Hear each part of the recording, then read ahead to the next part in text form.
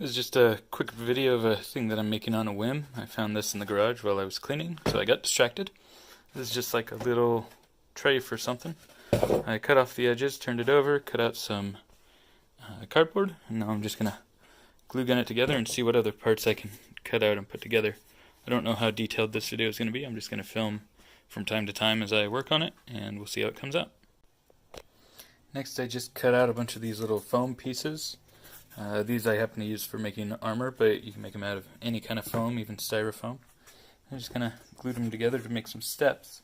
And next I'm going to rough them up a little bit with scissors and probably an X-Acto knife to try to make it look more rocky.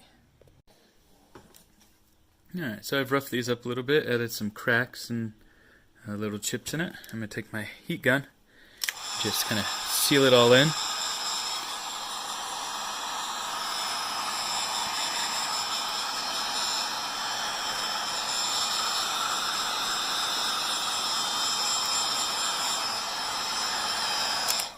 You may not be able to see in the video, but what the heat gun is good for with this type of material is just kind of taking all those areas that I cut and expanding them a little bit. So I would just make these little divots in there, and it just kind of looks more like rock cracking once it's done.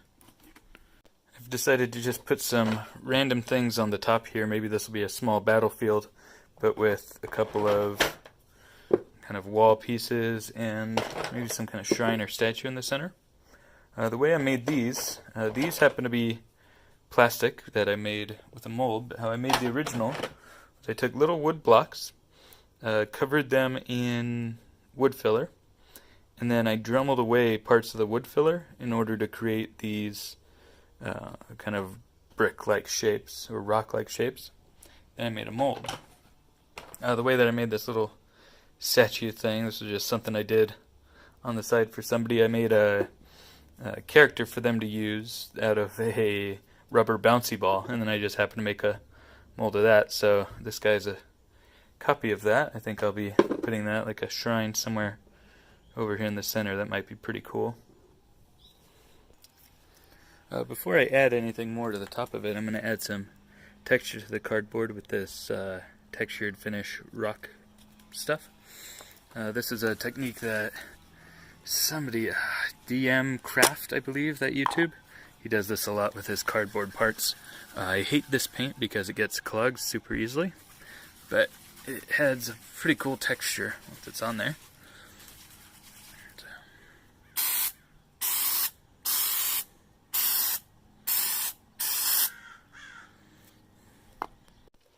So now I'm just sorting out what I want the layout to be. So I just took a few Legos and just sanded them down with the belt sander. This is a mold that I made of some kind of 3D printed phylactery or something. I don't remember where it came from. It was free on Shapeways or something. Now I'm going to put this little guy on top like so.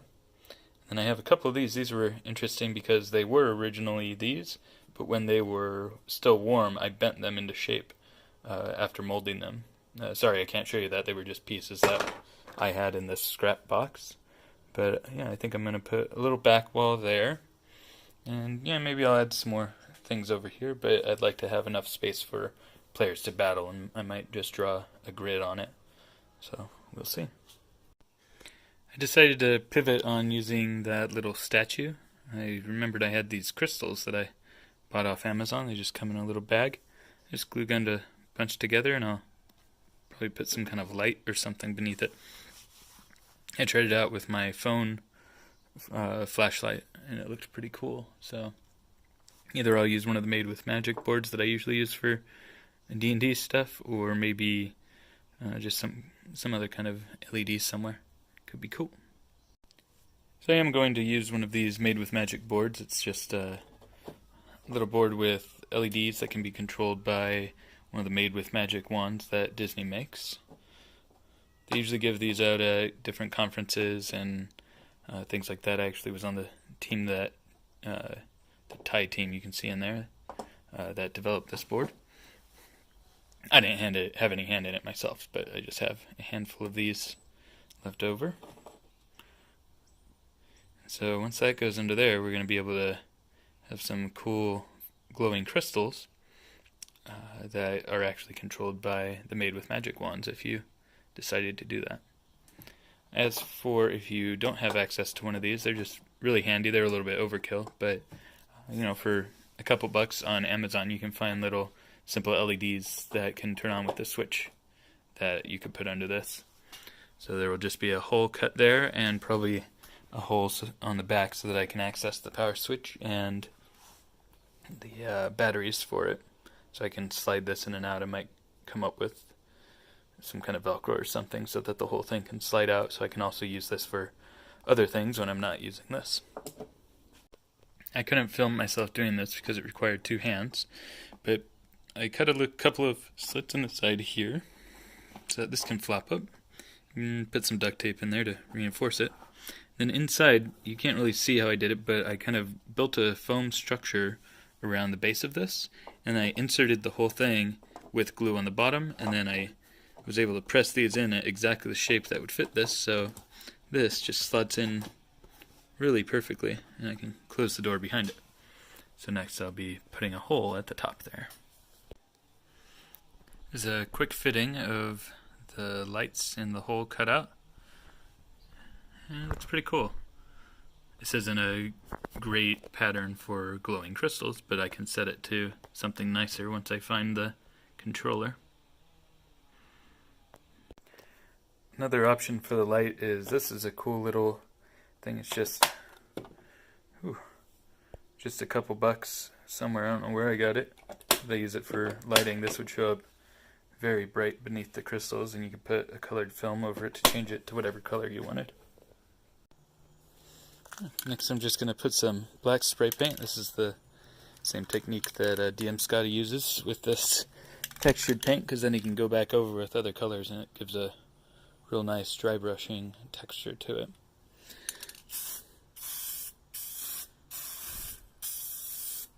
You get the idea. It's tough for me to do with one hand, so I'm going to stop filming. Alright, now it's all black. I'm going to mix some black and white and dab on some gray.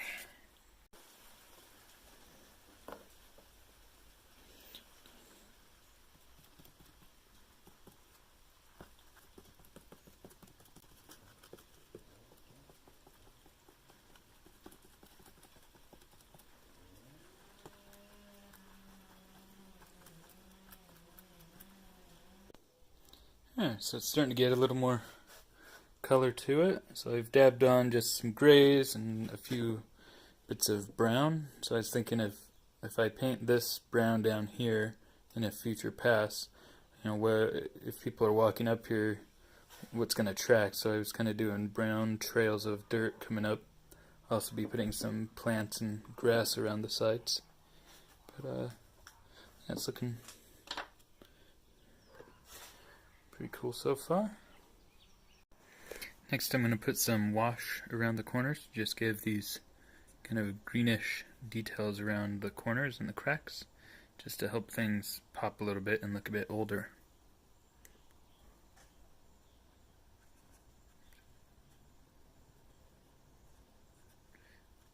With this green, it's the Athonian Camo Shade from Citadel.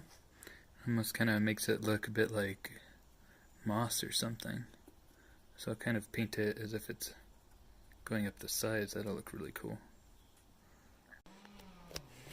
So this is the shade finished and just strewn about in the corners. It actually looks a lot better in the video than in real life. It's more subtle in real life, but I kind of like the detail that I'm seeing in the camera. So maybe I'll go back over it with some more brighter green, perhaps. I'm going to put some rock detail around the side, so I just grab some asphalt from the street outside. I'm just going to put some white Elmer's glue down and just stick them on there. You can also water the Elmer's glue down and just paint it onto places and get dirt-like stuff to stick, but sometimes I'll just put down a glob and put a rock down somewhere. Usually does the trick. This is a lot more black than I intended, so I'll probably go back over this asphalt with some paint to give it some more gray to match the rest of it. Right. I've gone through and painted the ground brown. I added the rocks, and I also added some bushes and this model shop ground sand type stuff. Most of that sand's going to get blown away. It's just kind of piled on the glue to add a little more texture. Also, a small detail, I started putting some darkness around where the wall's going to go, so it feels like there's some sort of ambient occlusion buildup of dirt, so to speak. Next, I'm going to go in and pull out some of the highlights with a brush. To do that, I'm going to just take some of what's left over from the brown, add in some white.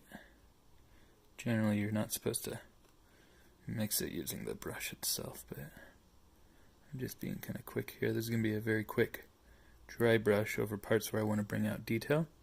I'm going to get most of the paint off of my brush. We're going to hit up areas like these edges here. And, as I do this, I realize it's not quite bright enough, so I'm going to add more white to this brown. Probably a good amount of white.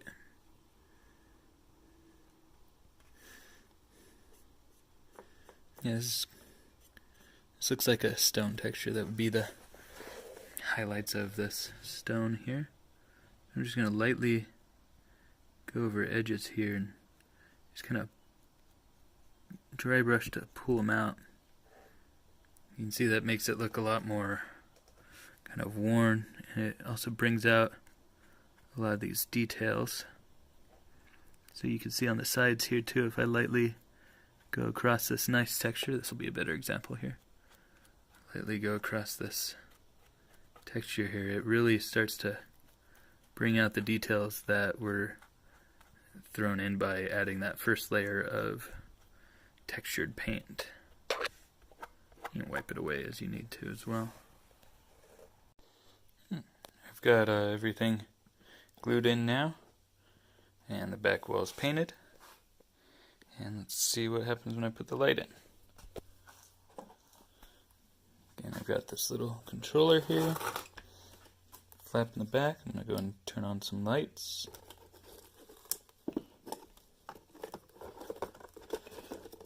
Like so, it just slips into that handy foam that I set up and just closes real nicely.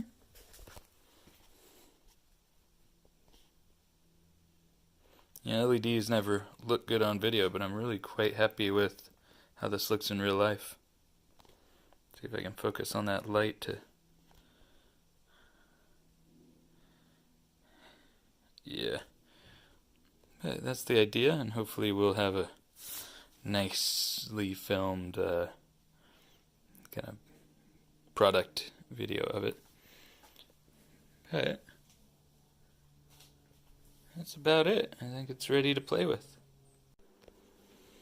Alright, so this is the final product. I've got everything glued together, put the walls back on there, painted and everything. And I'm quite pleased with how it turned out. I've got this Paint the Night Parade wand from Disneyland, and we're going to see if we can change some of the colors. And you know how LEDs look on camera, they never quite get the exposure right, but it looks really cool in person. See some other colors I can change it to. The sensors that pick up the wand are always really good. I can usually set them from pretty far away. This is a beautiful look. I wish I could get it to focus on it. Oh yeah, there we go. See, you see how the exposure changes on the camera, and I don't quite know how to make it stay. But you can see when I focus on the bright areas, it just really looks cool with that purple and blue. So I hope that gives you some ideas of ways to make cool terrain out of scrap, and thank you for watching.